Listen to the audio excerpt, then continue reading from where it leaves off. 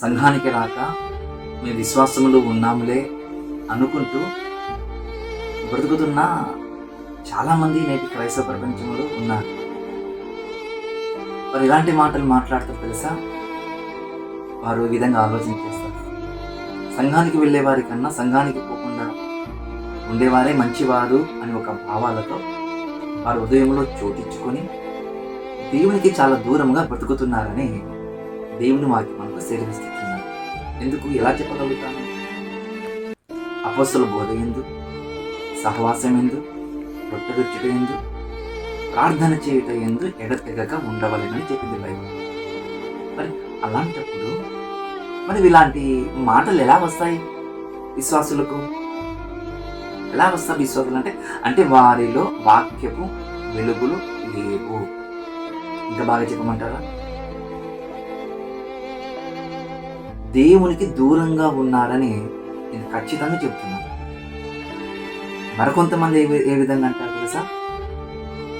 సహవాసము ఖచ్చితంగా ఉండాలంటే సహవాసం లేకపోతే నువ్వు క్రీస్తు యొక్క అవయవాలలో ఒక అవయముగా నీవు ఉండలేవు అని గుర్తు చేసుకోవాలి. సహవాసం కలిగి ఉన్నాడు దేవుడే మనతో ఉండాలని ఆశపడుతున్నాడు.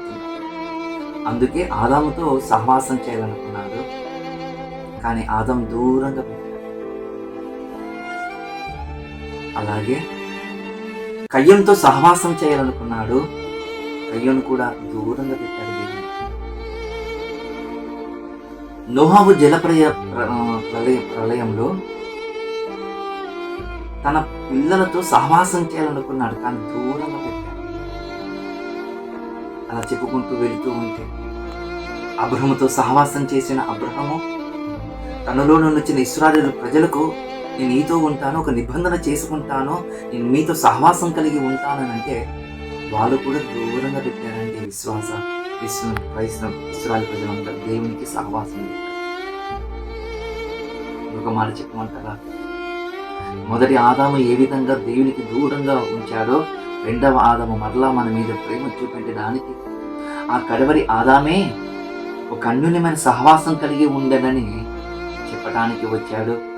ఈ భూమి మీద ప్రజలతో సహవాసం చేశాడు, ప్రజలకు అర్థమయ్యే విధంగా వాక్యం చెప్పాడు.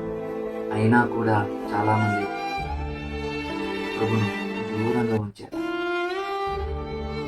ప్రతిసారి దేవుడే మనుషులతో సహవాసం చేయాలని, ప్రతిసారి దేవుడే ఈ భూమి మీద ఉన్న ప్రజలతో